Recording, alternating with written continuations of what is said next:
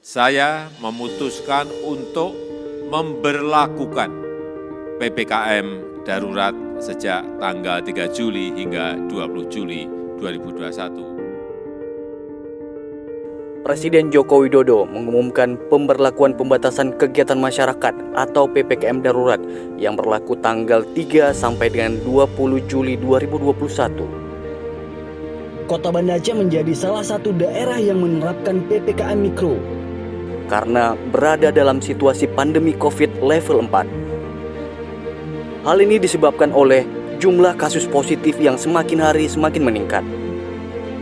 Berdasarkan data dari pemerintah Aceh per 7 Juli 2021, kini yang terkonfirmasi positif COVID-19 di Provinsi Aceh mencapai 19.893 orang. Pasien yang menjalani perawatan sebanyak 3.717 orang, pasien yang sembuh sebanyak 15.355 orang, dan yang meninggal dunia sebanyak 841 orang. Apa yang dimaksud dengan pengetatan PPKM Mikro? Perkantoran wajib bekerja di rumah atau work from home sebanyak 75%. Sedangkan bekerja di kantor atau work from office hanya 25%.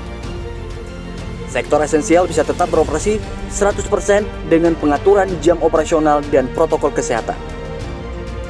Untuk makan dan dine di restoran dibatasi hanya 25% dan maksimal sampai dengan pukul 17 waktu Indonesia Barat. Sementara untuk take away dibatasi sampai dengan pukul 20 waktu Indonesia Barat. Mall tetap boleh dibuka sampai maksimal pukul 17 waktu Indonesia Barat dengan kapasitas hanya 25%.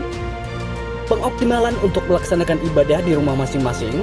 Semua fasilitas publik ditutup sementara, seluruh kegiatan seni dan budaya ditutup, seluruh kegiatan seminar dan rapat ditutup, sedangkan transportasi umum akan diatur oleh pemerintah daerah untuk kapasitas dan protokol kesehatan.